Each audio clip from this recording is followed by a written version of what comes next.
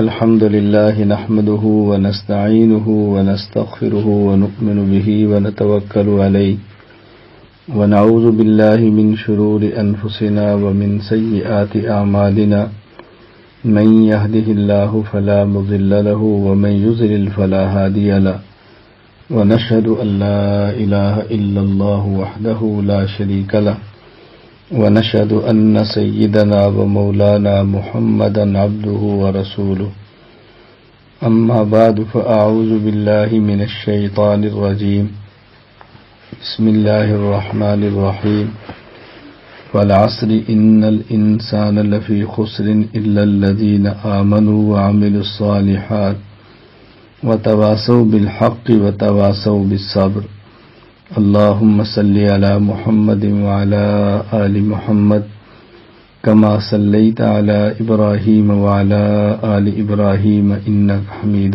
مجيد اللهم بارك على محمد وعلى آل محمد كما باركت على إبراهيم وعلى آل إبراهيم إنك حميد مجيد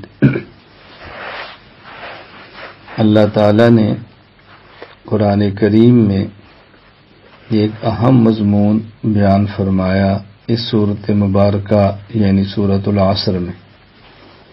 یہ سورۃ العصر قرآن کریم کی اول ترین صورتوں میں سے ہے اور جامع ترین صورتوں میں سے ہے اور مختصر ترین صورتوں میں سے ہے۔ ایک تو بالکل ابتدائی صورتوں میں سے ہے، مضمون میں جامعیت بہت زیادہ ہے اور الفاظ میں اختصار بہت زیادہ ہے۔ یہ اس سورت کی خوبی ہے۔ حضرت امام شافعی رحمۃ اللہ علیہ ارشاد فرمایا کرتے تھے کہ لوگ اگر اس سورت میں غور و فکر فرمائیں تو یہ بات ان کو محسوس ہوگی کہ اگر اللہ تعالی انسان کی ہدایت کے لیے یہ سورۃ العصر ہی نازل فرما دیتے تو پوری انسانیت کی ہدایت کے لیے کافی ہو جاتی۔ اگر اس کے علاوہ کوئی اور سورت نازل نہ فرماتے تو انسانیت کی ہدایت کے لیے یہ کافی ہے، یعنی اتنے اہم مضامین اللہ تعالیٰ نے اس میں بیان فرمائے۔ والعصر ان الانسان لفی خسر، قسم ہے زمانے کی، کامیاب انسان وہ ہوگا الا الذین آمنوا، جس کے عقائد درست ہوں، وعملوا الصالحات، اعمال سنت کے مطابق ہوں، وتواصوا بالحق، صحیح عقیدہ اور مصون عمل کی دعوت دیتا ہو، وتواصوا بالصبر، اور اگر اس دعوت پر مشکل آ جائے تو خندہ پیشانی سے اس کو برداشت کرتا ہو۔ تو اللہ تعالیٰ فرماتے ہیں کہ یہ چار قسم کے لوگ ہیں، یہ وہ آدمی جس کے اندر یہ چار صفتیں ہیں، یہ انسان لا ریب لا شک اور یقیناً کامیاب ہے۔ عالم کو پیدا انسان نے کیا ہے، عالم کو پیدا اللہ تعالیٰ نے فرمایا، انسان کو پیدا اللہ تعالیٰ نے فرمایا۔ اللہ تعالیٰ سے بہتر کوئی نہیں جان سکتا کہ عالم میں، جہان میں کون کامیاب ہے اور کون ناکام ہے۔ کامیابی اور ناکامی کا پیمانہ وہ نہیں جو انسان متعین کرے، کامیابی اور ناکامی کا پیمانہ اور معیار وہ ہے جو خالق اللہ تعالیٰ خود متعین فرما دے۔ تو اللہ تعالیٰ نے بیان فرمایا، ایک یہ جہان ہے جو ہمارے سامنے ہے اور ایک جہان وہ ہے جو آنے والا ہے۔ انسان کی نگاہیں اس جہان پر ہوتی ہیں اور اللہ تعالیٰ کے سامنے یہ جہان بھی ہے اور وہ دائمی ابدی ہمیشہ رہنے والا جہان بھی ہے۔ اللہ تعالیٰ نے قرآن کریم میں ارشاد فرمایا، فمن زحزح عن النار وادخل الجنۃ فقد فاز، جس شخص کو جہنم سے بچا کر جنت میں داخل کر دیا گیا وہ شخص کامیاب ہو گیا۔ دنیا اور آخرت میں تو تقابل ہی کوئی نہیں، آخرت کے مقابلے میں دنیا کی حیثیت ہی کوئی نہیں، آخرت کے مقابلے میں دنیا کیا ہے؟ کچھ بھی نہیں۔ اگر انسان غور کرے تو انسان کو محسوس ہو کہ دنیا ہے کیا۔ قرآن کریم میں اللہ تعالیٰ نے بار بار یہ مضامین بیان فرمائے، اور یہ مضامین بیان فرما کے اللہ تعالیٰ نے بار بار یہ سمجھایا کہ دنیا کی حقیقت کیا ہے، تاکہ انسان کے سامنے ہر وقت دنیا کی حقیقت واضح رہے اور آدمی کو بات سمجھنے میں، بات قبول کرنے میں کبھی بھی دشواری پیش نہ آئے۔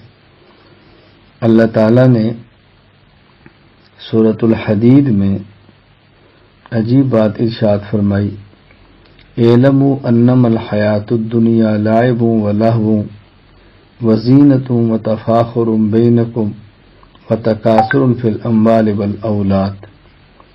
اللہ تعالیٰ فرماتے ہیں کہ دنیا کی حقیقت کیا ہے؟ لعب نمبر 1 کھیل ہے، ولہو نمبر 2 تماشا ہے، وزینۃ نمبر 3 زینت ہے، وتفاخر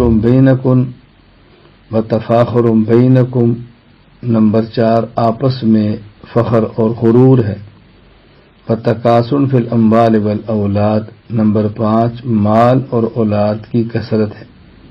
یہ دنیا کی حقیقت ہے، یعنی انسان پر تدریجاً سٹیپ بائی سٹیپ 5 مراحل آتے ہیں جن سے انسان گزرتا ہے۔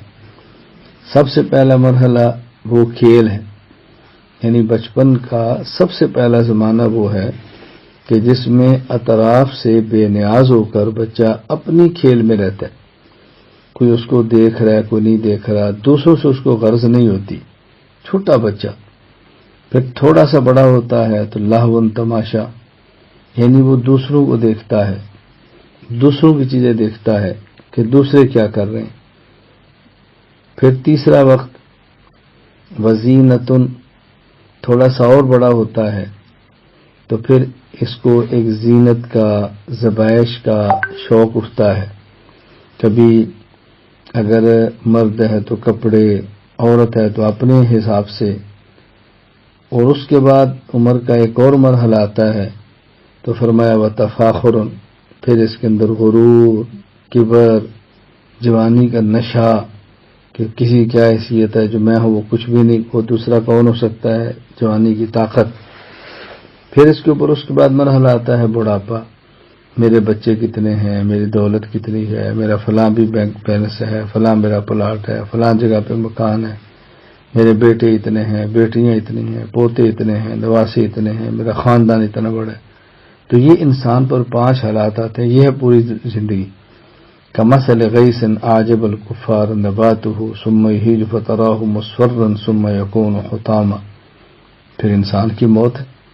اللہ تعالیٰ نے مثال دے کر بات سمجھائی، دیکھو بارش برستی ہے تو کتنی اچھی لگتی ہے، اس سے سبزہ اگتا ہے، کسان کو بڑا مزہ آتا ہے۔ پھر اسی پر جب آندھیاں چلتی ہیں وہ آپ دیکھیں پک جاتی ہے، ایک وقت آتا ہے کہ وہ زرد ہو جاتی ہے پک کے، پھر آپ دیکھیں تو کٹی پڑی ہوتی ہے، بس اتنی سی کھیتی ہے۔ اور یہ انسان کی حالت ہے دنیا میں۔ وفی الآخرۃ عذاب شدید ومغفرۃ من اللہ ورضوان، آخرت میں پتہ چلے گا کہ عذاب بھگتنا ہے یا اللہ کی طرف سے معافی اور خوشنودی ہے۔ وما الحیات الدنیا الا متاع الغرور، دنیا کی زندگی دھوکے کے علاوہ کچھ نہیں ہے۔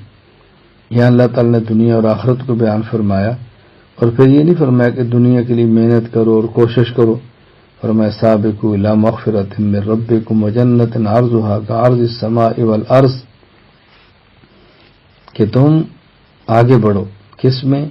اللہ تعالیٰ سے معافی مانگنے میں، مغفرت میں، اللہ کی پیدا کی ہوئی جنت کی طرف بڑھو، کیا آسمان و زمین کی طرح چوڑائی ہے۔ اور یہ بنائی کس کے لیے ہے؟ آمنوا باللہ ورسلہ، ان لوگوں کے لیے جن کے عقائد ٹھیک ہیں، اللہ کے رسول کی سب باتوں کے اوپر ایمان لاتے ہیں، مانتے ہیں۔ ذالک فضل اللہ یؤتیہ من یشاء، اور یہ بھی ملے تو اپنا کمال نہ سمجھنا، اللہ کا فضل سمجھنا، اللہ بہت فضل والے ہیں۔ میں نے خیر صرف یہ بات سمجھائی ہے کہ ہماری نظریں دنیا پہ رہتی ہیں، اللہ تعالیٰ کے سامنے یہ دنیا بھی ہے اور آخرت بھی ہے۔ تو اللہ تعالیٰ اس کو سمجھانے کے لیے کہ آدمی آگے بڑھے، کامیاب ہو، نجات پائے، فرمایا والعصر، قسم ہے زمانے کی۔ ایک بات یہاں سمجھیں کہ اللہ کی ذات، اللہ کی صفات کے علاوہ کسی کی قسم اٹھانا جائز نہیں۔ تو اللہ تعالیٰ نے زمانے قسم کیوں اٹھائی ہے؟ اللہ تعالیٰ خالق ہیں، اللہ تعالیٰ مالک ہیں، اللہ تعالیٰ احکام کے مکلف نہیں ہیں۔ لا يسأل عما يفعل وهم يسألون، اللہ سے نہیں پوچھ سکتے کہ یہ کام آپ نے کیوں کیا ہے، یہ کام جائز ہے، یہ کام ناجائز ہے، یہ کام حلال ہے، یہ کام حرام ہے، یہ مخلوق کے متعلق ہے، اللہ کے متعلق نہیں ہے۔ احکام کی مکلف، احکام کی پابند یہ مخلوق ہے، خالق نہیں ہے۔ اس لیے اللہ تعالیٰ سے نہیں پوچھا جا سکتا کہ یہ آپ نے کیوں کیا ہے، آپ کیوں فرماتے ہیں۔ تو اللہ تعالیٰ نے زمانے کی قسم اٹھائی۔ یہاں ایک بات اور سمجھ لیں، ماشاءاللہ پڑھی لکھی بچیاں ہیں، خواتین ہیں، قسم ہمیشہ تاکید کی غرض سے نہیں اٹھائی جاتی۔ بس اوقات قسم آنے والے دعویٰ کے لیے بطور دلیل کے اٹھائی جاتی ہے، یعنی ایک دعویٰ کیا جاتا ہے، اس دعوے کی دلیل کیا ہے اس کو قسم کے انداز میں پیش کیا جاتا ہے۔ اللہ تعالیٰ نے سورت میں ایک دعویٰ کیا ہے، ان الانسان لفی خسر الا الذین آمنوا وعملوا الصالحات وتواصوا بالحق وتواصوا بالصبر، کامیاب وہ شخص ہوگا جس کا عقیدہ ٹھیک ہو، اعمال سنت کے مطابق ہوں، صحیح عقیدہ مسنون عمل کی دعوت دیتا ہو، دعوت اور مشکل ہے تو برداشت کرتا ہو۔ اس دعوے پہ دلیل کیا ہے؟ فرمایا دلیل اس پہ زمانہ ہے۔ العصر، زمانے سے مراد انسانی تاریخ، ہیومن ہسٹری، حضرت آدم سے لے کے اس سورت کے نازل ہونے تک کا زمانہ، یہ گواہ ہے اس بات پر کہ زمانے ماضی میں وہی کامیاب ہوئے ہیں جن کے عقائد ٹھیک تھے، اعمال ٹھیک تھے، صحیح عقید مسنون اول کی دعوت دیتے تھے اور مشکلات آتی تو برداشت کرتے تھے۔ لہذا آئندہ بھی وہی کامیاب ہوگا جو یہ کام کرے۔ تو بطور دلیل کہ اللہ تعالیٰ نے گزشتہ زمانے کو پیش کیا ہے۔ وہ چار کام جو کرنے والے ہیں، فرمایا آمنو، نمبر 1 تمہارا عقیدہ ٹھیک ہونا چاہیے، عامل الصالحات، نمبر 2 اعمال سنت کے مطابق ہونے چاہیے، نمبر 3 تواصو بالحق، صحیح عقیدہ مسنون اول کی دعوت دینی چاہیے، نمبر 4 تواصو بالصبر، اگر مشکل آ جائے تو خندہ پیشانی سے برداشت کرنی چاہیے۔ سب سے پہلی بات ارشاد فرمائی عقیدے کا ٹھیک ہونا ضروری ہے۔ یہ بات اچھی طرح ذہن نشین فرما لیں کہ مسلمان اور مومن ہونے کے لیے سب سے پہلی چیز ہے عقیدہ، عقائد کا ٹھیک ہونا ضروری ہے۔ اگر عقائد ٹھیک نہ ہوں اور انسان زبان سے کلمہ پڑھتا رہے، قرآن کریم میں وما یؤمن اکثرهم باللہ الا وهم مشرکون، بہت سے لوگ ایسے ہیں کہ وہ سمجھا جاتا ہے کہ مومن ہے، حالانکہ وہ مومن نہیں بلکہ وہ مشرک ہے۔ ختم نبوت کے منکر، قادیانی، مرزائی، لا شک اور لا ریب، یہ دین اسلام سے خارج ہیں، کافر ہیں، لیکن کلمہ وہ پڑھتے ہیں لا الہ الا اللہ محمد الرسول اللہ۔ لوگوں کو شک پڑ جاتا ہے کہ جب یہ کلمہ پڑھتے ہیں تو مسلمان کیوں نہیں؟ کہتے ہیں کلمہ زبان سے پڑھنا کافی نہیں، یہ سمجھنا ضروری ہے کہ کلمے میں کیا بتایا گیا ہے، تقاضا کیا ہے کلمے کا، معنی کیا ہے۔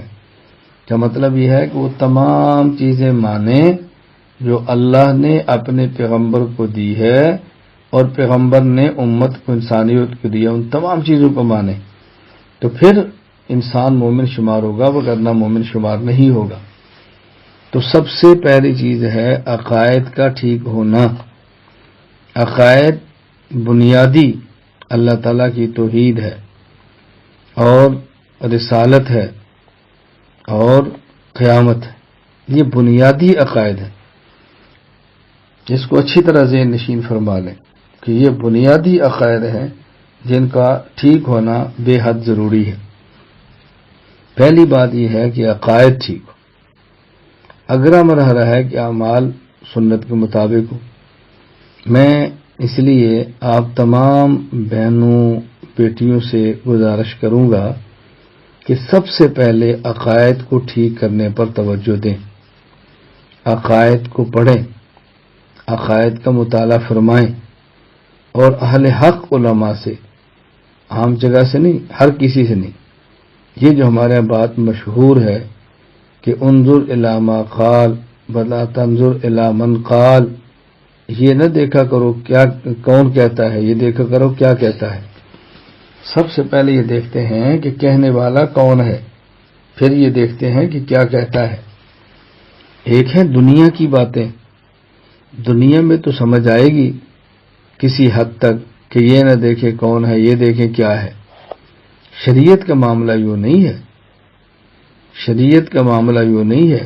اسلام میں تو پہلے دیکھا جاتا ہے کہنے والا کون ہے، پھر دیکھتے ہیں کہ کہتا کیا ہے. انسان کے اپنے عقائد ٹھیک نہیں تو وہ دوسرے کو دین کیسے پڑھا سکتا ہے؟ آدمی خود اعمال سے گھرا ہوا ہے تو دوسرے کو نیک اعمال پہ کیسے لا سکتا ہے؟ سب سے پہلی چیز یہ ہے کہ آدمی کے عقائد ٹھیک ہونے چاہیے، سب سے اہم چیز. نمبر 2، پھر اعمال ٹھیک ہونے چاہیے، اور اعمال سنت کے مطابق. عقیدے کے ساتھ لفظ استعمال ہوتا ہے عقیدہ صحیح ہو، اور اعمال کے ساتھ لفظ استعمال ہوتا ہے کہ عمل صالح ہو. صالح کا معنی سنت کے مطابق ہو. اگر سنت کے مطابق عمل نہ ہو، اللہ کے عمل کبھی بھی قبول نہیں ہوتا. قبولیت اعمال کے لیے بنیادی طور پر 3 شرطیں ہیں. فمن اراد الآخرۃ وسعى لها سعيها وهو مؤمن فاولئك كان سعيهم مشکورا. نمبر 1 عقیدہ ٹھیک ہو، نمبر 2 نیت ٹھیک ہو، نمبر 3 عمل سنت کے مطابق ہو. اگر عمل سنت کے مطابق نہیں ہے تو انسان کے اعمال قبول نہیں ہوتے. اس کا خیال مردوں کو بھی کرنا ہے، خواتین کو بھی کرنا ہے. کیونکہ میری آج کی گفتگو کا مخاطب خواتین ہے، اس لیے میں خواتین کی بات بار بار کروں گا.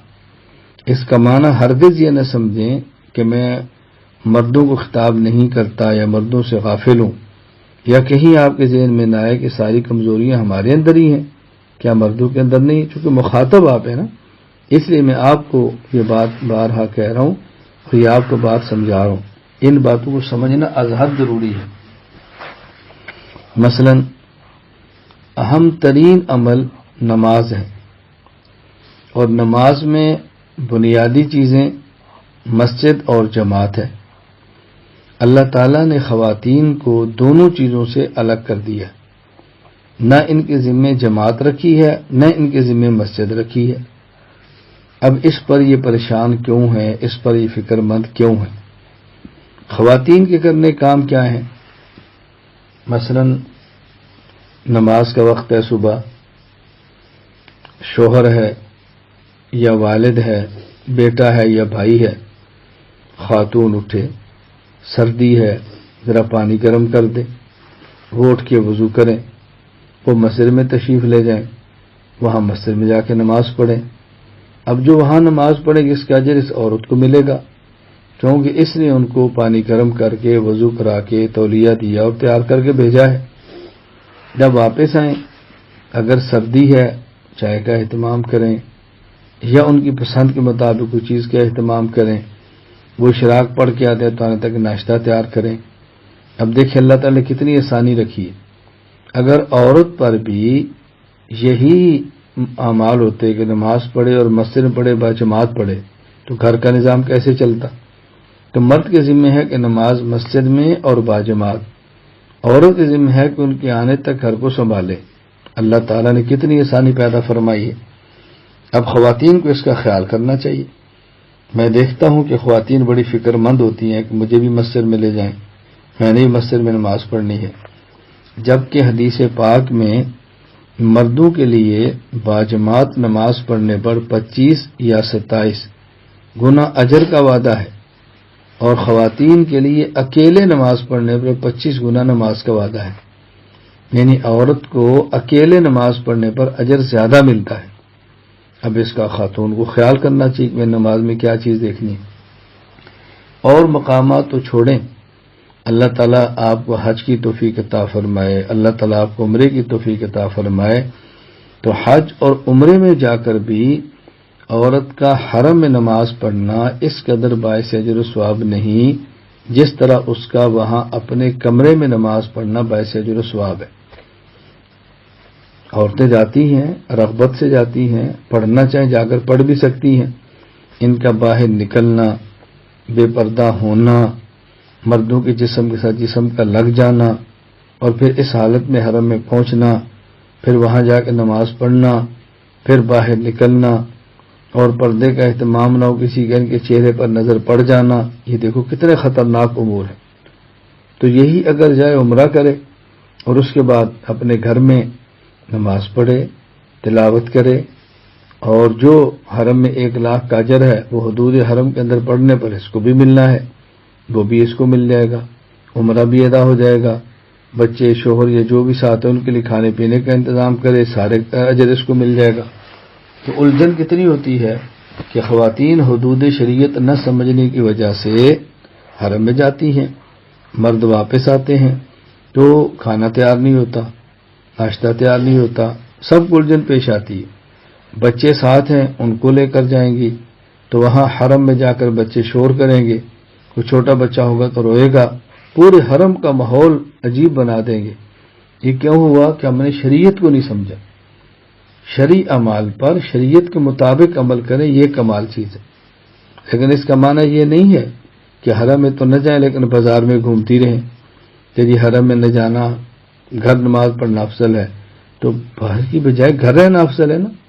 تو یہ تو نہیں کہ حرم کے اندر تو نہیں جا رہی اور بازار کے چکر ختم ہی نہیں ہو رہے، اتنی شاپنگ اتنی شاپنگ اتنی شاپنگ کہ عمرہ کرنے والا شخص سوچتا ہے کہ میرا عمرے پر خرچ کتنا ہوگا، اس اخراجات کے اندر شاپنگ کو عمرے کے اخراجات کا حصہ بنا دیا گیا ہے، عمرے مہنگے کر دیے گئے ہیں۔ میں یہ بات سمجھا رہا ہوں کہ اعمال میں سب سے اہم چیز نماز ہے، اب اس میں عورت کو خیال کرنا ہے۔ اسی طرح جب نماز پڑھیں تو مرد کا طریقہ نماز جدا ہے، عورت کا طریقہ نماز جدا ہے۔ مرد عورت کی نماز میں کچھ مسائل میں فرق ہیں۔ جب عورت نے نماز پڑھنا ہے تو ہاتھ کہاں تک اٹھائے، ہاتھ کہاں باندھے، رکوع کیسے کرے، سجدہ کیسے کرے، تشہد میں کیسے بیٹھے، اس کا عورت نے خیال کرنا ہے، بہت زیادہ اس کا خیال کریں۔ تو یہ اعمال ہیں، وعمل الصالحات، عمل اللہ کیا وہ قبول ہے جو سنت کے مطابق ہو۔ خواتین نے پردہ کرنا ہے، پردے کے لیے برقعے کا استعمال کرنا ہے۔ اب برقع ایسا ہو کہ جو پردہ ہو، برقع ایسا نہ ہو کہ مردوں کو کھینچنے کا ذریعہ ہو۔ ہماری بعض بہنیں بیٹیاں برقع لیتی ہیں، اس برقعے پہ کڑھائی اتنی زیادہ ہوتی ہے، فیشن اتنا زیادہ ہوتا ہے، ڈیزائننگ اتنی زیادہ ہوتی ہے، نہ دیکھنے والا بھی اس کو دیکھنے لگ جاتا ہے۔ تو بتاؤ بیٹی برقع پہننے کا فائدہ کیا ہوا، برقعے سے آپ کو نفع کیا ہوا؟ بس اوقات برقع چست اتنا ہوتا ہے، ٹائٹ اتنا ہوتا ہے، قمیص کی طرح ہوتا ہے، اس برقعے کے پہننے کا فائدہ کیا ہوا؟ تو پردہ تو وہ ہوگا جس کو شریعت پردہ سمجھے، اور جس کو شریعت پردہ ہی نہ کہے وہ پردہ کر کے بھی بے پردگی ہوگی۔ یہ ذمہ داری ہے عورت کی ان باتوں کو سمجھے۔ وعمل الصالحات، نمبر 1 عقیدہ ٹھیک ہو، نمبر 2 اعمال، اور اعمال بھی سنت کے مطابق، سنت کے مطابق عمل ہو اللہ تعالیٰ قبول فرماتے ہیں، سنت کے مطابق عمل نہ ہو اللہ تعالیٰ قبول نہیں فرماتے۔ زیور خواتین کی زینت ہے، کوئی حرج نہیں، زیور استعمال کرنا چاہیے، لیکن یہ دیکھیں کہ زیور آپ نے کون سا استعمال کرنا ہے۔ مثلا انگوٹھی ہے، مرد پہننا چاہے تو صرف چاندی کی، وہ بھی بڑی محدود، یعنی وزن کے مطابق 4 ساڑھے 4 ماشا، اس سے زیادہ نہیں۔ عورت سونے کی بھی پہن سکتی ہے، چاندی کی بھی پہن سکتی ہے، لوہے کی نہیں پہن سکتی، پیتل کی نہیں پہن سکتی، تو پھر لوہے اور پیتل کی کیوں پہنتی ہیں؟ اس لیے آرٹیفیشل کوشش کریں کہ اس میں خواتین انگوٹھیاں نہ پہنیں۔ زیور پہننا ہے تو پہنیں، لیکن وہ پہنیں جس کی شریعت اجازت دیتی ہے، اور اس کے لیے پہنیں جس کے لیے شریعت اجازت دیتی ہے۔ عورت زیور پہنے لیکن شوہر کے لیے پہنے، کوئی حرج نہیں، پہننا چاہیے۔ یہ تو نہیں شوہر ہے تو زیور نہیں ہے، پارٹی میں جا رہی ہے تو زیور ہے، شادی میں جا رہی ہے تو زیور ہے، کسی میٹنگ میں جا رہی ہے تو زیور ہے۔ بھئی زیور کس لیے ہے؟ بالکل اسی طرح زیب و زینت عورت کا حق ہے، شریعت اس کو اجازت ہی نہیں بلکہ ترغیب دیتی ہے، لیکن زیب و زینت کس کے لیے ہے؟ شوہر کے پاس گھر میں رہتی ہے، زیب و زینت کا نام و نشان بھی نہیں ہے، کسی شادی میں جانے لگی ہے تو زیب و زینت ہو رہی ہے، کہیں بازار جا رہی ہے تو زیب و زینت ہو رہی ہے، کہیں مجلس میں جا رہی ہے تو زیب و زینت ہو رہی ہے، شوہر گھر آتا ہے تو یوں جیسے نکرانی ہے، اور جب کسی میٹنگ میں جانی، کسی پروگرام میں جانا ہو تو اسے دلہن ہے۔ شریعت کوئی چیزیں پسند نہیں ہے۔ میری گفتگو کی مخاطب وہ خواتین ہیں جو اسلام مسلمان ہیں۔ میں مرد حضرات سے عرض کیا کرتا ہوں بھی میرے مخاطب مسلمان ہیں، ہم نے اسلامی نقطہ نظر سے بات سمجھنی ہے کہ اسلام ہمیں کیا ترغیب دیتا ہے۔ اس لیے ان باتوں کو سمجھنے کی کوشش کریں، ان باتوں کو نبھانے کی کوشش کریں، تو اعمال اللہ کے قبول ہیں کب؟ جب یہ اعمال سنت کے مطابق، اعمال سنت کے مطابق ہیں اللہ قبول فرمائیں گے، اعمال سنت کے مطابق نہیں ہیں تو اللہ قبول نہیں فرمائیں گے۔ نمبر 1 عقائد ٹھیک ہو، نمبر 2 اعمال سنت کے مطابق ہو، نمبر 3 تواصوا بالحق، صحیح عقیدہ اور مسنون عمل کی دعوت دیں۔ یہ نعمت اپنے پاس نہ رکھیں، اس نعمت کو پھیلائیں۔ یہ کام مرد بھی کریں، یہ کام خواتین بھی کریں، لیکن کرنا حدود شریعت کے دائرے کے اندر ہے۔ عورت کا یوں بیان کرنا کہ جس کو مرد سنے جائز نہیں ہے، عورت کا یوں تلاوت اور نعتیں پڑھنا کہ میڈیا پر آئے اور مرد سنے تو جائز نہیں ہے۔ میں باضابطہ میڈیا کا استعمال ہرگز نہیں کرتا، ضرورت کے درجے میں کرتا ہوں، یا کوئی چیز ایسی ہو کو ساتھی دکھا دیں یا سامنے آ جائے تو ٹھیک ہے۔ گزشتہ دنوں بعض لوگوں نے ایک چھوٹی سی بچی کی ویڈیو مجھے بھجوائی کہ جی ماشاءاللہ اس کو دیکھیں، خواتین بیٹھی ہیں، مجمع لگا ہوا ہے اور بچی آ کے تقریر کر رہی۔ اب وہ بچی عمر میں چھوٹی ہے، 6 سال کی ہوگی یا 7 سال کی ہوگی، لیکن اس کو جو لباس پہنا کر تقریر کرائی جا رہی ہے، میں نے کہا کتنا بڑا ظلم ہے کہ اس بچی کے بازو بالکل جسے آپ کہتی ہیں ہاف بازو وہ پہنے ہوئے ہے، پورا بازو اس کا ننگا ہے۔ دین کے لیے تقریر کرنے والی اس لباس کے اندر خواتین میں پھرے گی تو پردہ کیسے سمجھ آئے گا؟ بھائی اگر آپ نے 7 سال کی بچی سے بھی بیان کرانا ہے، لباس مسنون رکھو، اس کے چہرے پہ نقاب رکھو، پھر اس کو سلیقہ بتاؤ کہ بیٹی یوں بیان کرتے ہیں۔ اور اگر صرف خواتین ہیں تو چہرے سے نقاب ہٹائیں، لیکن اس کی ویڈیو بنا کر پوری امت کو دکھانے کی کیا ضرورت ہے؟ بھی بچی ہے، یہ چھوٹی ہے، کل کو بڑی بھی ہوگی، کتنے لوگ ہوں گے جن کے ذہن میں اس کے بارے میں آئیں گے۔ اب مجھے عجیب سا لگتا ہے کہ میں آپ کے سامنے کیسے یہ باتیں کروں، آپ سمجھتی ہیں ان سب باتوں کو، تو آپ تبلیغ کریں لیکن حدود شریعت میں رہ کر کریں۔ کتنی خواتین ہیں آج میڈیا پر آئی ہیں اور بیانات کر رہی ہیں، آپ کے سامنے ہیں، فرحت ہاشمی خاتون ہیں، نگہت ہاشمی خاتون ہیں، اور کی ایسی خواتین ہیں۔ میں نے پہلے عرض کیا، اللہ گواہ ہے میں کوئی جھوٹ نہیں بول رہا، میں باضابطہ ان چیزوں کو نہیں دیکھتا۔ کبھی کوئی کہ ذرا اس کو سنیں، یہ مسئلہ کیا ہے، یہ مولانا صاحب کیا ہو رہا ہے، تو پھر باطل نخواستہ نہ چاہتے سننا پڑتا ہے۔ یہ خاتون ہے، میڈیا پر بیٹھی ہے، اور ایسے مسائل کہ جو مردوں کو مردوں میں بیان کرنے میں بھی جھجک آ جاتی ہے، خواتین میں بھی بیان کریں تو جھجک آتی ہے، اور بالکل وہ یعنی بغیر کسی جھجک کے ویڈیو پر بیان ہو رہے ہیں، اس کو مرد بھی سن رہے ہیں، خواتین بھی سن رہی ہیں۔ اس کا کوئی جواز نہیں ہے کہ خاتون ایسے تبلیغ کرے، خاتون ایسے تقریریں کرے۔ اس لیے ہماری بہنیں اور بیٹیاں عالمات ہیں، مبلغات ہیں، داعیات ہیں، میں ان کو قدر کرتا ہوں، ان کی قدر کرتا ہوں، لیکن اس بات کا خیال رکھیں کہ ہم نے دین کا کام دین کے حدود میں رہ کے کرنا ہے، شریعت کا کام حدود شریعت کے دائرے میں کرنا ہے، حدود شریعت کو پھلانگ کر کام نہیں کرنا۔ وعامل الصالحات، زندگی سنت کے مطابق، سنت کا خیال بہت زیادہ رکھیں۔ ہم نے اس کے لیے اہتمام کیا ہے اس بات کا، خواتین کو پڑھائے۔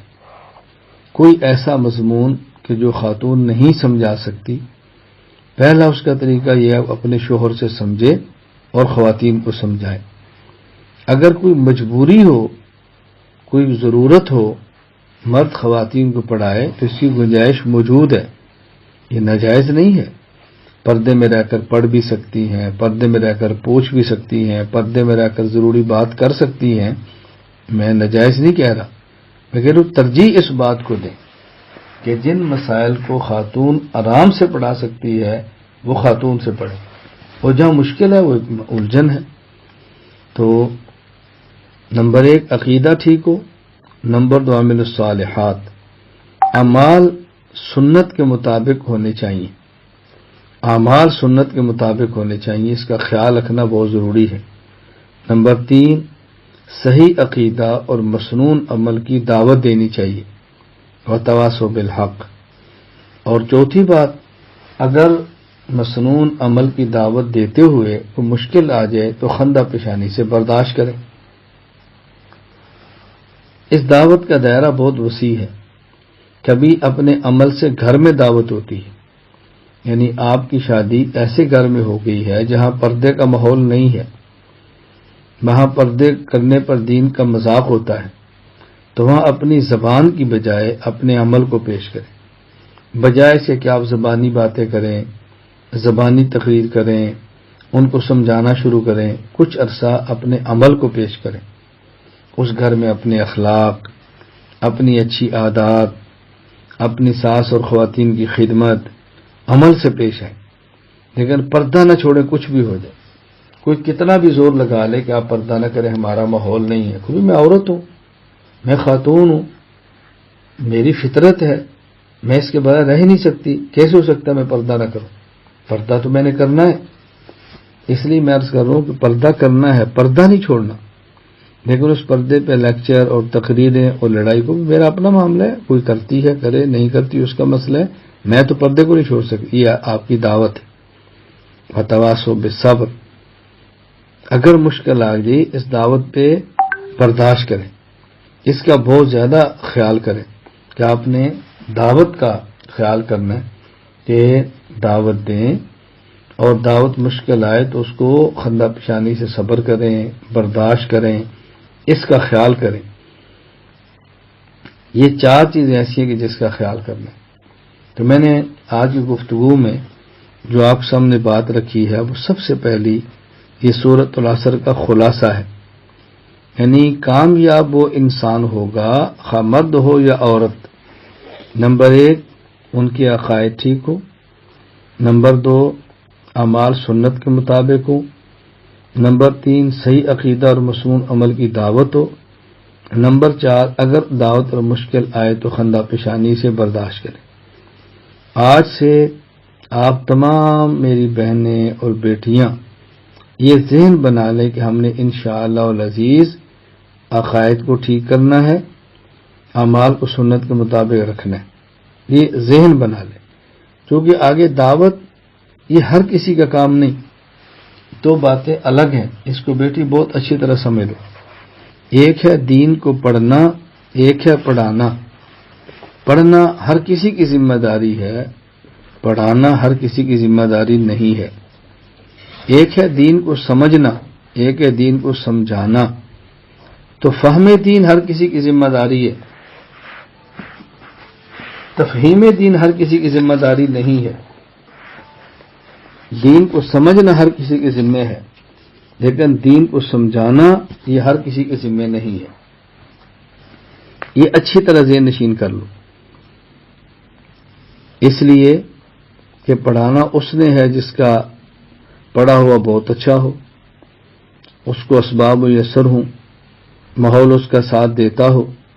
بہت ساری ایسی ہیں کہ جن کے گھر کا ماحول اس کی اجازت نہیں دیتا، احوال ایسے ہوتے ہیں، تو کیسے پڑھائیں گی، کیسے یہ کام کریں گی؟ لیکن پڑھنا اور سمجھنا یہ ہر کسی کی ذمہ ہے، اس میں کوتاہی نہیں ہو سکتی، اس میں کوتاہی ناقابل برداشت ہے۔ پہلا اور تو دوسرا کام ہم نے کیا کرنا ہے، سورۃ العصر کی تفسیر کے بعد دوسری بات جو میں کہنے لگا اس کو اچھی طرح سمجھیں۔ قرآن کریم پڑھیں اور تجوید کے ساتھ پڑھیں، مخارج کے ساتھ پڑھیں، حروف کی ادائیگی کے ساتھ پڑھیں۔ قرآن کریم پڑھیں، قرآن کریم سمجھیں، اور کوشش کریں، اس کا اہتمام کریں کہ جب بچی چھوٹی ہو، ابھی بالغ نہیں ہوئی، تو وہ بھی قرآن کریم پڑھے تو کسی عورت سے پڑھے، مرد سے نہیں، عورت سے پڑھے، خاتون سے پڑھے۔ کہیں بہت مجبوری ہو قرآن پڑھانے کے لیے، عورت میسر نہ ہو، مرد کے علاوہ کوئی چارہ نہ ہو، اور بچی کی عمر چھوٹی ہے تو اس کی گنجائش ہے، لیکن اہتمام اس کا کریں کہ بچیاں قرآن کریم خواتین سے پڑھیں، اور جو بڑی عمر کی عورتیں ہیں وہ تو پڑھیں ہی خواتین سے۔ آج تو اللہ تعالیٰ کا شکر ہے، اللہ تعالیٰ کا کرم ہے کہ یہ جو ذرائع ابلاغ ہیں ان کے ذریعے دور سے دور کی ٹیچر بھی بالکل قریب ہوتی ہے، دور سے دور کی ٹیچر بھی بالکل قریب ہوتی ہے۔ بڑے آرام سے آپ آن لائن پڑھ سکتی ہیں، آداب کے ساتھ پڑھ سکتی ہیں، پردے کے ساتھ پڑھ سکتی ہیں، کوئی مشکل نہیں، اور پڑھانے والی کی خدمت کر سکتی ہیں۔ یہ بہت زیادہ خیال کریں، جن سے دین پڑھیں ان کی خدمت کریں، جن سے دین لیں ان کی خدمت کریں، ان کی خدمت میں ہدیے پیش کریں، ان کو مالی طور پہ سپورٹ کریں، مضبوط کریں، معاون بنیں۔ عام طور پر دین کے کام کرنے والے حضرات عموماً ایسے ہیں کہ ان کے پاس اموال نہیں ہوتے یا ضروریات سے کم ہوتے ہیں، تو ان کا تعاون کریں۔ تو آپ کسی بھی خاتون سے پڑھیں تو ان کی مدد کریں، ان کا تعاون کریں، ان کے ساتھ رابطہ رکھیں، اس کا بہت زیادہ خیال رکھیں، ہر اعتبار سے اس کا خیال کرنا چاہیے۔ آپ کی بچی اگر کسی کے گھر پڑھتی ہے تو ان بچی سے کہیں اپنی جانا استانی صاحبہ کی خدمت کریں، ان کے ساتھ کام کریں، ان کے کام نمٹائیں۔ یہ بچوں کو عادت ڈالنی چاہیے، اس کا بہت زیادہ خیال کرنا چاہیے۔ بڑا معروف ہے کہ خلیفہ ہارون رشید کے 2 بیٹے تھے، امین، مامون، استاذ کے پاس پڑھتے تھے، اور بھی ہوں گے، یہ واقعہ صرف 2 کا ہے۔ تو خلیفہ تشریف لائے، دیکھا تو ایک بیٹا استاد جی کے پاؤں پہ لوٹے سے پانی ڈال رہا ہے اور استاد جی پاؤں دھو رہے ہیں۔ تو خلیفہ نے خفقی کے انداز میں گزارش کی کہ یہ کیا ہے، ایسا کیوں ہو رہا ہے؟ تو استاد نے سمجھا کہ شاید خلیفہ وقت کو یہ بات ناگوار گزری ہے کہ اس کا بیٹا میرے پاؤں پہ پانی ڈال رہا ہے۔ تو کہا بس شاگرد ہے، وضو کر رہا تھا تو اس نے پانی ڈال دیا۔ میں نے کہا نہیں استاد جی، میں یہ نہیں کہہ رہا، میرا مقصد یہ ہے کہ ایک بیٹا پانی ڈالے، دوسرا بیٹا آپ کے پاؤں کو دھوئے۔ یہ ٹھیک نہیں ہے کہ آپ پانی ڈالیں اور بیٹا پانی ڈالے اور آپ وہاں پہ اپنے ہاتھوں سے پاؤں دھوئیں۔ میں چاہتا ہوں کہ ایک بیٹا پانی ڈالے اور دوسرا بیٹا آپ کا پاؤں دھوئے، میں یہ چاہ رہا ہوں، میرا مقصد یہ تھا۔ تو دیکھو، ایک وقت یہ تھا کہ شاہ وقت بھی اتنا خیال کرتے ہیں، اور ایک ہم ہیں کہ ہم بالکل اس چیز کا رعایت ہی نہیں کرتے، خیال ہی نہیں کرتے۔ تو خیر، میں آپ کی خدمت میں گزارش کر رہا ہوں کہ قرآن کریم کو تجوید کے ساتھ، مخارج کے ساتھ پڑھنے کا اہتمام کریں۔ تیسری میری آپ سے گزارش یہ ہے کہ جتنی بھی ہماری مائیں، بہنیں، بیٹیاں ہیں وہ قرآن کریم ٹھیک کریں، قرآن کریم کے ساتھ ساتھ اذکار کا اہتمام کریں، اذکار کا اہتمام کریں۔ اذکار سے مراد زیادہ تسبیحات نہیں، مختصر اذکار ہوتے ہیں۔ اگر تو کسی کا کسی شیخ سے بیعت کا تعلق ہے، اپنے مرشد کی دی ہوئی تسبیحات کی پابندی کرے، اپنے مرشد کے دیے ہوئے اذکار کی پابندی کرے، اور اگر بیعت کا تعلق کسی مرشد سے نہیں ہے تو میں جو مجھ سے بیعت ہے ان کو بھی کہتا ہوں، جو بیعت نہیں ان کو بھی گزارش کرتا ہوں کہ صبح فجر کی نماز کے بعد سورہ یاسین پڑھ لیا کریں، مغرب کی نماز کے بعد سورۃ الواقعہ پڑھ لیا کریں، عشاء کی نماز کے بعد سورۃ الملک پڑھ لیا کریں، اور جمعہ کے روز سورۃ الکاف پڑھ لیا کریں۔ اس کے علاوہ اللہ تعالیٰ جو توفیق عطا فرمائے کوئی تھوڑی بہت تلاوت کر لیا کرے، ایک پاؤ تو روزانہ کر ہی لیں، ایک پارے کا چوتھا حصہ، وگرنہ جتنے ممکن ہو تلاوت کریں۔ سورہ یاسین کا فائدہ دنیا میں کیا ہے کہ فجر کے بعد یعنی صبح سورہ یاسین کو پڑھنے سے دن کی ضروریات اور دن کی حوائج وہ پوری ہو جاتی ہیں۔ من قرأ یاسین صدر النہار قضیت حوائجہ، اس کی ضرورتیں پوری ہو جاتی ہیں۔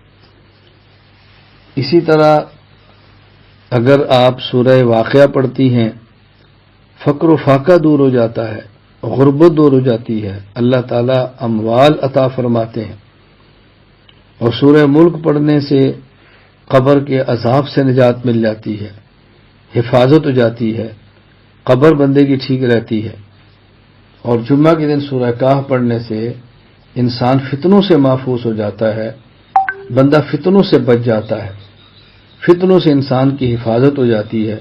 اس کا بہت بڑا فائدہ ہے۔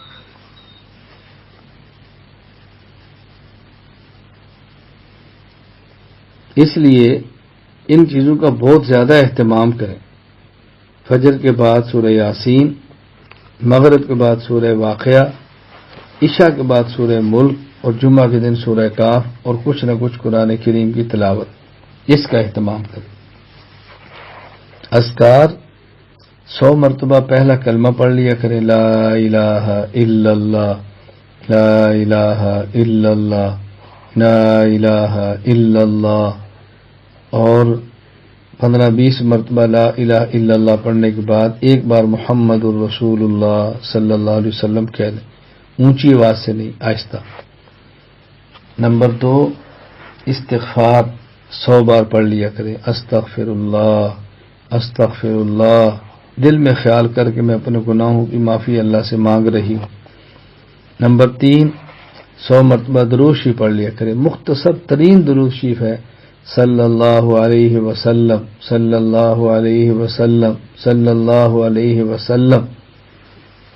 تلاوت کے ساتھ اذکار کا اہتمام کریں، اذکار کا خیال کریں، اذکار کا اہتمام کریں اور اذکار کا خیال کریں، یہ بہت ضروری ہے۔ میں اسی تیسری بات کی تکمیل اس سے کرتا ہوں کہ عالمات ہوں تب، عالمات نہ ہوں تب، خواہ مدرسے میں دینی میں پڑھتی ہوں، کالج یونیورسٹی میں پڑھتی ہوں، کسی اور کام کے اندر ہوں، اللہ تعالیٰ توفیق عطا فرمائے، کوئی عالم مستند جید نیک میسر ہو تو بیعت کا تعلق قائم کر لیں، اپنی اصلاح کروائیں، اپنے گناہوں سے توبہ کریں، اور اپنے حوال بتا کر ان سے رہنمائی لیتے رہیں۔ بس یہ ہے کہ ان کے وقت کا خیال کریں، ان کو تکلیف بھی نہ ہو، وہ تنگ بھی نہ ہوں، ضرورت کی بات پوچھیں، بلا ضرورت بات نہ پوچھیں، ان کے مزاج کا خیال کریں، بیعت کا تعلق قائم کریں۔ یہ بیعت کا تعلق قائم کرنا بہت ضروری ہے، اور بیعت کا تعلق قائم کرنے کا فائدہ تب ہوتا ہے جب آدمی اپنی اصلاح کی نیت سے بیعت کرے، گزشتہ گناہوں سے توبہ کرے اور بیعت کی اصلاح کی نیت سے بیعت کرے۔ اگر اپنے اندر کوئی خامی ہو، کوئی کمزوری ہو، کوئی گناہ ہو تو اپنے شیخ کو بتائیں کہ یہ گناہ ہے، میرا ساتھ نہیں چھوڑ رہا، یہ گناہ ہے، میری جان نہیں چھوڑ رہا، اس گناہ سے میری کیسے نجات ہو سکتی ہے۔ عام انسان کا خیال ہوتا ہے اگر میرے شیخ کو میرے گناہ کا پتہ چلا تو مجھ سے نفرت کریں گے، حالانکہ ایسی بات نہیں ہے۔ شیخ کو کم از کم اپنی ماں کی طرح سمجھیں۔ ماں اگر کسی اپنے چھوٹے بچے کا پخانہ پیشاب پتہ چل جائے تو اس سے نفرت نہیں کرتی، اس کو صاف کرنے کی فکر کرتی ہے۔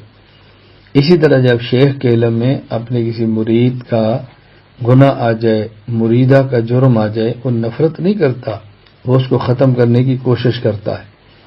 ہاں تکلیف تب ہوتی ہے کہ جب علم میں ہو اور وہ اس کو ٹھیک کرنا نہ چاہے۔ ٹھیک کرنا چاہے پھر تو حرج کی بات نہیں۔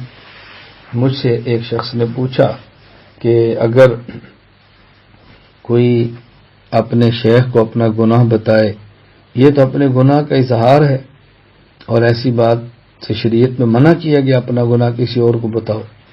میں نے کہا جو شریعت نے منع کیا ہے اپنا گناہ کسی اور کو بتانا ہے لذت کے لیے، دوستی کے لیے، یہ جائز نہیں ہے۔ فخر کے لیے یہ جائز نہیں ہے کہ میرا فلاں سے تعلق ہے، فلاں سے تعلق ہے، اعوذ باللہ۔ اور ایک شخص شیخ کو بتاتا ہے اپنا گناہ بتانے کے لیے نہیں، بلکہ اپنا گناہ چھڑانے کے لیے کہ میں بتاؤں گا، مجھے وہ نسخہ بتائیں گے تو میری جان چھوٹ جائے گی۔ تو یہ دونوں میں فرق ہے۔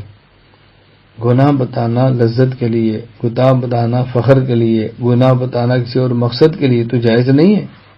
اور اپنا گناہ کسی کو بتانا کہ ٹھیک کیسے ہوگا، یہ ایسے ہی ہے کہ جیسے مریض ڈاکٹر کو اپنی بیماری بتائے کہ میرا علاج کیسے ہوگا، میرا علاج کیسے ہوگا، تو اس کے غرض بالکل الگ ہے۔ تو اس کو اچھی طرح ذہن نشین فرما لیں۔ بیعت کا تعلق کسی شیخ سے قائم کریں، اصلاح کا تعلق قائم کریں، اللہ تعالی ہم سب سے راضی ہو جائے۔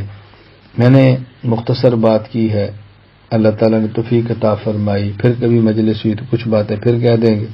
میں چاہتا ہوں بس اتنی بات کریں کہ جس پر عمل کر سکیں، اتنی زیادہ نہ کریں کہ جس پر ذرا عمل مشکل ہو جائے، اس کا بہت زیادہ خیال کریں۔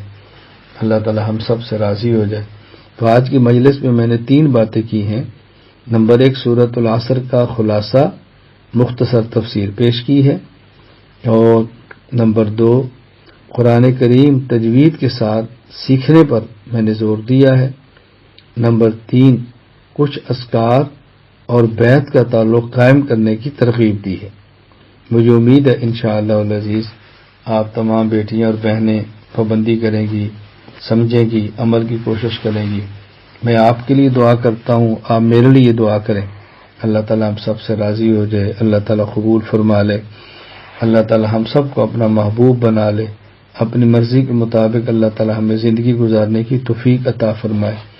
باقی وہ خواتین کے علم میں ہے، ادیبہ بیٹی نے رابطہ کیا تھا تو میں نے یہی کہا تھا بھی ہمارے گھر والے آپ ان سے رابطہ کر لیں، ان کے ذریعے آپ اپنا کام کریں۔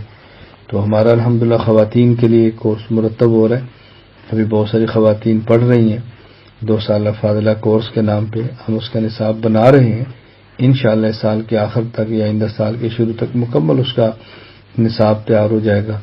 تو آپ خواتین ابھی سے نیت کرو، اپنی ترتیب بناؤ، اگلے سال اس کورس میں شرکت کی ترتیب بناؤ، علم حاصل کرو، پڑھو، عمل کی کوشش کرو۔ اللہ تعالیٰ ہم سب کو عمل کی توفیق عطا فرما دے۔ الحمدللہ رب العالمین، والصلاة والسلام علی رسولہ وعلی آلہ وصحابہ اجمعین۔ ربنا ظلمنا انفسنا وان لم تغفر لنا وترحمنا لنكونن من الخاسرین۔ ربنا لا تزغ قلوبنا بعد إذ هديتنا وهب لنا من لدنك رحمة إنك أنت الوهاب۔ ربنا اغفر لنا ولإخواننا الذين سبقونا بالإيمان ولا تجعل في قلوبنا غلا للذين آمنوا ربنا إنك رؤوف رحيم۔ ربنا لا تؤاخذنا إن نسينا أو أخطأنا ربنا ولا تحمل علينا إصرا كما حملته على الذين من قبلنا ربنا ولا تحملنا ما لا طاقة لنا به واعف عنا واغفر لنا وارحمنا أنت مولانا فانصرنا على القوم الكافرين۔ ربنا آتنا في الدنيا حسنة وفي الآخرة حسنة وقنا عذاب النار۔ ربنا هب لنا من أزواجنا وذرياتنا قرة أعين واجعلنا للمتقين إماما۔ رب اغفر وارحم وأنت خير الراحمين۔ رب اغفر وارحم وأنت خير الراحمين۔ رب اغفر وارحم وأنت خير الراحمين۔ یا اللہ یا کریم، ہم سب کے گناہوں کو معاف فرما دے۔ یا اللہ یا کریم ہماری خطاؤں سے درگزر فرما دے۔ یا اللہ یا کریم، یا اللہ یا کریم، یا اللہ یا کریم، اے کریم مولا ہم سب کے گناہوں کو معاف فرما دے، اپنی محبت عطا فرما دے، اپنی رضا عطا فرما دے۔ یا اللہ ایمان کی نعمت دی ہے، کفر سے بچا لے، سنت کی نعمت دے کر بدعت سے بچا لے، صحت کی نعمت دے کر بیماری سے بچا لے، عزت کی نعمت دے کر ذلت سے بچا لے، دولت کی نعمت دے کر غربت اور فقر سے بچا لے، دین کی نعمت دے کر دنیا داری سے بچا لے، اہل حق کے ساتھ جوڑ کر اہل باطل سے بچا لے۔ یا اللہ ہماری جن بیٹیوں نے اس بیان کا اہتمام کیا ہے ان کو اپنی شان کے مطابق اجر عطا فرما۔ یا اللہ ہماری جو بیٹیاں دین کا کام کرتی ہیں اپنے کرم سے قبول فرما لے۔ یا اللہ کریم جو سننے کے لیے تشریف لائی ہیں ان سب کو عمل کی توفیق عطا فرما دے۔ یا اللہ ان میں سے کسی کی بھی کوئی جائز خواہش ہو اپنے کرم سے اس کو پورا فرما دے۔ اللہ کریم ہر انسان کی کتنی ضرورتیں ہیں وہ دوسرے کو نہیں بتا پاتا، لیکن یا اللہ آپ تو علیم بذات الصدور ہیں۔ اے اللہ آپ تو سننے کے محتاج نہیں، آپ تو جانتے ہیں۔ اے اللہ اپنے کرم سے ان ضرورتوں کو حاجات کو پورا فرما دے۔ یا اللہ جائز حاجات کو پورا فرما دے، مشکلات کو ختم فرما دے۔ کسی گھر میں بیماری ہو اللہ اس کو صحت دے دے، کسی کے یہاں فوتگی ہو اللہ فوت شدہ کی مغفرت فرما دے۔ یا اللہ کریم کسی گھر میں کوئی مسئلہ اپنے کرم سے حل فرما دے، کسی بہن کی ضرورت ہو اپنے کرم سے اس کو پورا فرما دے۔ یا اللہ ہمیں اپنے حبیب صلی اللہ علیہ وسلم کا سچا امتی بنا دے۔ یا اللہ حضور صلی اللہ علیہ وسلم کو سچا عاشق بنا دے۔ یا اللہ ہمیں موت تک اپنے دین کی خدمت کے لیے قبول فرما لے۔ یا اللہ دنیا اور آخرت کی خوشیاں عطا فرما دے۔ یا اللہ کریم دینی مدارس کو آباد اور شاد فرما دے، علماء کرام کی ہمیں قدر کرنے کی توفیق عطا فرما دے۔ یا اللہ علماء کی بے قدری سے محفوظ فرما لے۔ یا اللہ کریم جو سنا جو پڑھا اس پر عمل کی توفیق عطا فرما دے۔ یا اللہ اپنے کرم سے عمل کی توفیق عطا فرما دے۔ ہم نہ دین کا کام کرنا چاہیں اللہ تب بھی لے لے، اللہ ہم نیک اعمال نہ کرنا چاہیں تب بھی کروا دے۔ اے اللہ گناہ کرنا چاہیں تو گناہوں کے اسباب ختم فرما دے۔ یا اللہ ہماری ان دعاؤں کو اپنے حبیب صلی اللہ علیہ وسلم کے صدقے میں قبول فرما لے۔ اے اللہ اولاد کو والدین کی آنکھوں کی ٹھنڈک عطا فرما دے۔ یا اللہ ہمارے وہ والدین جو اولاد کے رشتوں کے لیے متفکر ہیں یا اللہ ان کو جوڑ کے رشتے عطا فرما دے۔ اللہ جن کو آپ نے یہ نعمت نکاح کی عطا فرمائی ہے اولاد کی نعمت سے محروم ہے، اے اللہ ان کو نیک اولاد عطا فرما دے۔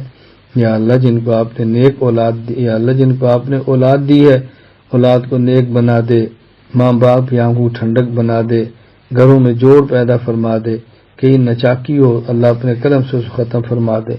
یا اللہ ساحرین کے صحت سے بچا، ماکرین کے مکر سے بچا، اے اللہ حاسدین کی حسد سے بچا، اے اللہ اشرار کے شر سے بچا، اے اللہ روحانی اور جسمانی بیماریوں سے ہمیں محفوظ فرما۔ اے اللہ کریم اٹھنے والے ہاتھوں کا اپنے کرم سے قبول فرما لے۔